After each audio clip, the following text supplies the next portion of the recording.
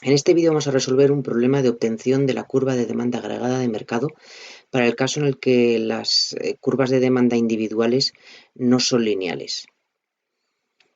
El enunciado nos dice lo siguiente.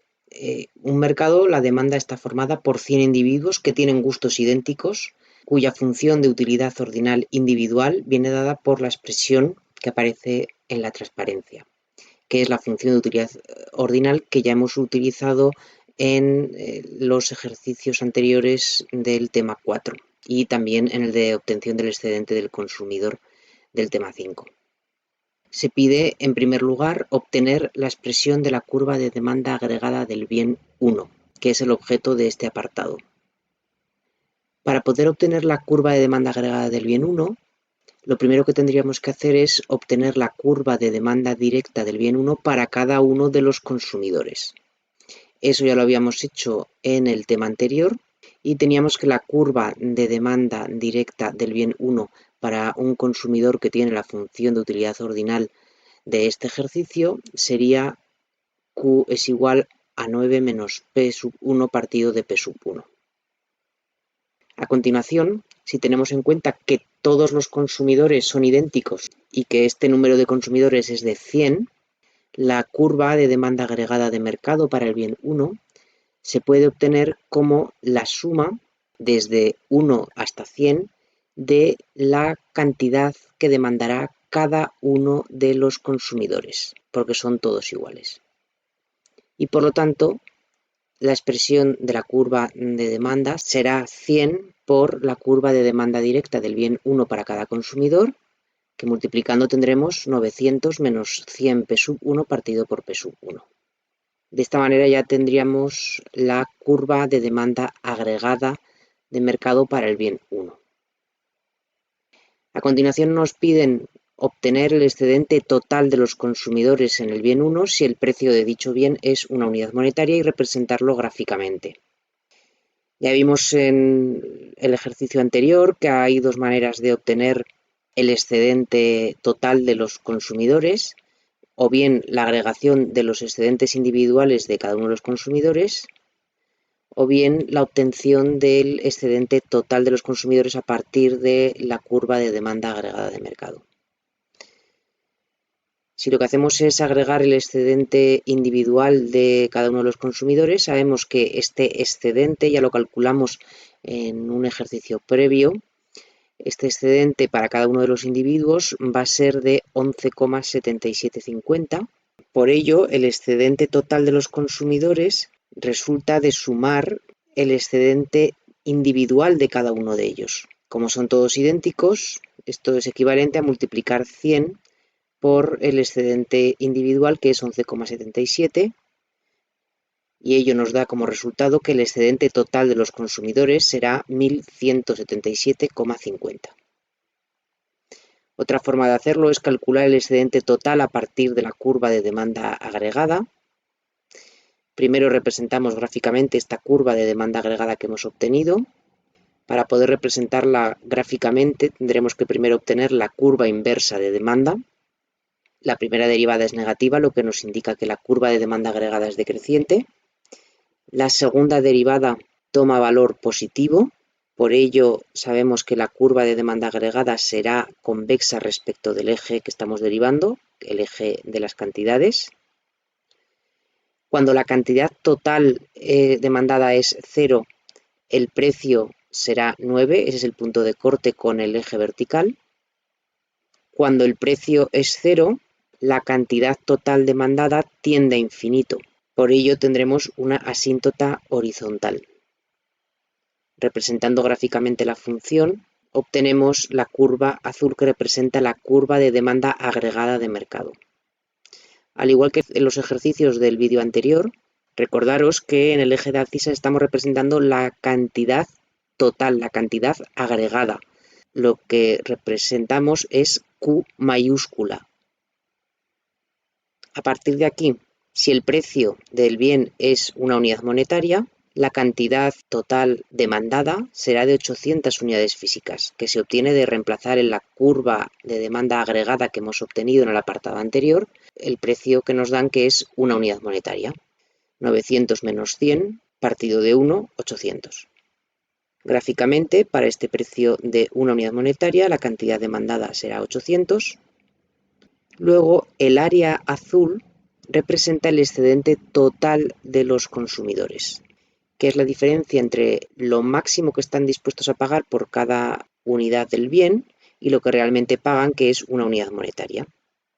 El excedente total de los consumidores, en este caso, al ser una curva de demanda agregada no lineal, se calculará como la integral entre 0 y 800 de la curva inversa de demanda menos el rectángulo que aparece en blanco, cuya base será la cantidad 800 y altura 1, que es el precio. Si operamos la integral de 1 partido por q sub 1 más 100 será el logaritmo neperiano de q sub 1 más 100.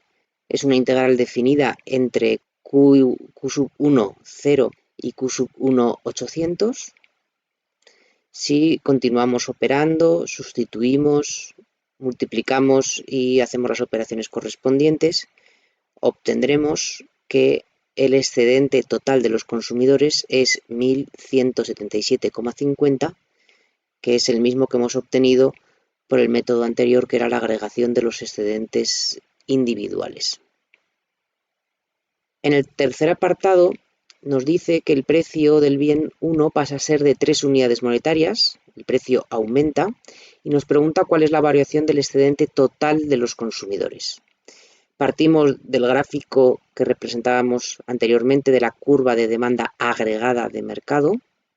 Dada la curva de demanda de mercado que hemos obtenido, si sustituimos por el nuevo precio, la cantidad demandada pasará ahora a ser de 200 unidades físicas del bien 1.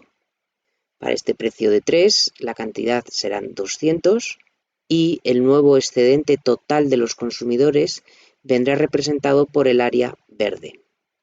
Luego, el área roja es la diferencia entre el excedente total de los consumidores inicial y el excedente total de los consumidores final. Luego será la variación en el excedente total de los consumidores. Para obtener el valor de este área, podemos hacerlo o bien restando el excedente total de los consumidores final menos excedente total de los consumidores inicial, o bien, como lo haremos posteriormente, calculando geométricamente el área marcada en rojo. Para calcular la variación del excedente total de los consumidores como diferencia entre excedente final y excedente inicial, el excedente total de los consumidores inicial hemos obtenido en el apartado anterior, que era 1177,50. Calculamos a continuación cuánto es el excedente total de los consumidores para este nuevo precio de 3 unidades monetarias, que se calculará como la integral entre 0 y 200 de la curva inversa de demanda menos el área del rectángulo que está por debajo del precio, que en este caso la base será 200 y la altura 3, que es el nuevo precio. Si operamos, calculamos la integral definida entre 0 y 200 y seguimos operando, obtendremos que el excedente total de los consumidores final va a ser 388,75 unidades monetarias.